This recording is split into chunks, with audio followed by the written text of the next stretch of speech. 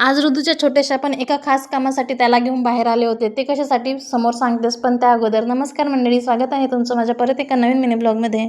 आज मला ऋतूला घेऊन बाहेर जायचं होतं, त्यामुळे म्हटलं की सर्वात अगोदर त्याला झोपी लावलं. मग नंतर घरातले कामं करायला घेतले. स्वयंपाक वगैरे झाला होता, फक्त गॅस ओटा वगैरे क्लीन करून बाकीचे कामं करायचे होते. त्यामुळे मग मी ते करून घेतले, भांडे वगैरे घासून घेतले. आणि हे सगळे कामं होतपर्यंत ऋतू झोपूनच होता.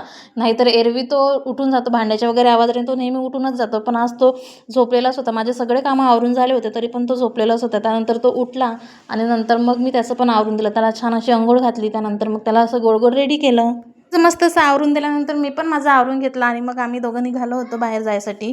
ऋतूला माझ्या कडेवर नव्हतं यायचं, त्याला फक्त पायी पायी चालायचं होतं, म्हणून मग त्याला मी खाली सोडलं आणि मग आम्ही निघालो होतो. आणि आजचं बाहेरचं वातावरण पण खूप छान होतं, ढगाळ होतं वातावरण. त्यानंतर मग मी पोहोचले होते अंगणवाडीमध्ये. आज मला ऋतूला अंगणवाडीमध्येच घेऊन यायचं होतं, त्याला विटॅमिनचे ड्रॉप द्यायचे होते, म्हणून मग मी तिथे त्याला घेऊन आले. थोडीशी गर्दी होती. त्यानंतर मग त्याचा नंबर लागला, त्याला ती दिलं. थोड्या वेळ तो अंगणवाडीमध्ये खेळला आणि मग आम्ही घरी यायला निघालो होतो. येत असतानाच मग रस्त्यातच महादेवाचं मंदिर होतं आणि आज सोमवार पण होता. चला म्हटलं महादेवाचं मस्त असं मंदिरामध्ये दर्शन करून घ्यावं.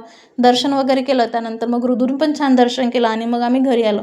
चला तर आजचा मिनी ब्लॉग मी इथेच थांबवते. तुम्हाला जर माझे मिनी ब्लॉग आवडत असतील तर व्हिडिओला लाईक, शेअर, चॅनलला सबस्क्राईब करा. इन्स्टावर बघत असेल तर फॉलो पण करून घ्या. चला परत भेटू नवीन मिनी ब्लॉगमध्ये. बाय.